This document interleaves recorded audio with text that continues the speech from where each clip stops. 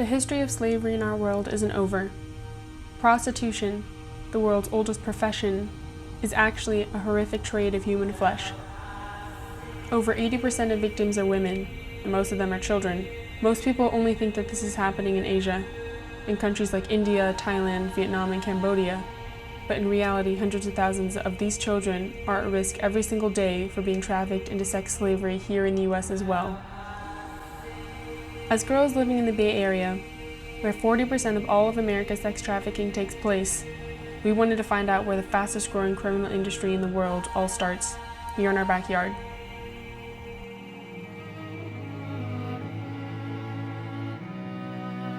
On the average, some of these exploiters have as many as 10 girls that they are exploiting. And it doesn't take very much for an exploiter to lure a child into his business by just saying a few nice things to them. There's this whole underground world that OPD basically discovered in 1999 of young girls being sold for sex in our own backyards. Really, when you look at how it's happening and the deprivation of liberty that takes place in order to accomplish the crime, it is modern day slavery. These children are beat, they take their clothes away, they take all their property, their phone, their identification. They'll move them to places where the child doesn't know where she is.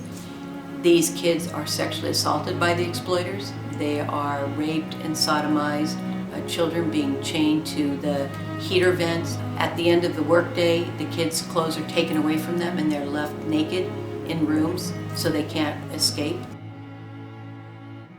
She needed money and she doesn't know any other way to get it. She thinks about it, especially when times get tough at home, because home is not a place where she likes being. A woman's body is kind of what you barter on and is what we trade on, and that is kind of cultured into, part of our mentality.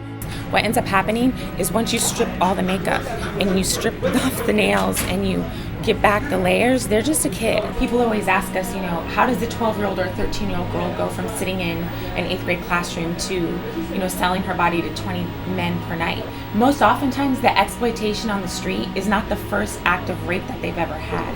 And so when you come from such neglect and you come from such risk, and your uncle or a trusted family member has been molesting you since you're 5 years old, and you really believe that your body is a sexual object and not what it's there for, when a 30-year-old man pimp comes along and tells you that he loves you and you're the most beautiful thing that he's ever seen, it's really easy for a grown man to talk a 12 or 13-year-old girl who's been through the things that she's been through into doing that.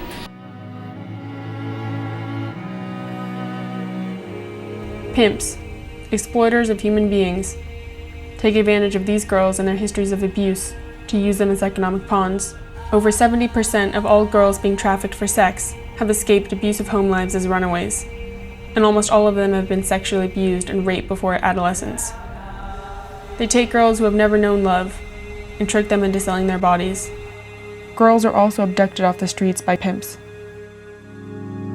They don't have any empathy for another human being. That exploiter will get tired of the child, so he'll sell her to another pimp or exploiter. Her psychology, ability to even evaluate what's safe and what's not, is completely diminished. She does not understand her victimization, and the only thing that we can really compare it to is Stockholm Syndrome or battered wife syndrome. The fear and the guilt and the shame and the physical and emotional pain that comes along with having to be exploited every day, by grown adult males, and for no gain for them whatsoever. She stands there every day and takes all the risk of being killed, the risk of being infected with AIDS, the risk of going to jail. She takes all the risk and has absolutely no power over her life or her decision. We actually try to engage them and encourage them to get involved so we can find out who the pimps are, who are pandering them, who's forcing them into child exploitation, and try to find the reason why they're not in their homes and what their parents are doing. When I first started over 20 years ago, you would see in the 20s and 30s what I see now, as young as 13 years old, 7 days a week. Human slavery isn't over today. Women and girls everywhere are suffering. They end up under the control of a pimp who promises to take care of them. Soon, however, the master and slave relationship is established and maintained through even more abuse and violence. And at that point, they are completely at the mercy of these men. The exploiters doing this need to be stopped. Help us bring an end to the abuse, to the pain, and to change society so that it is no longer all right to buy sex from a child. It all starts now.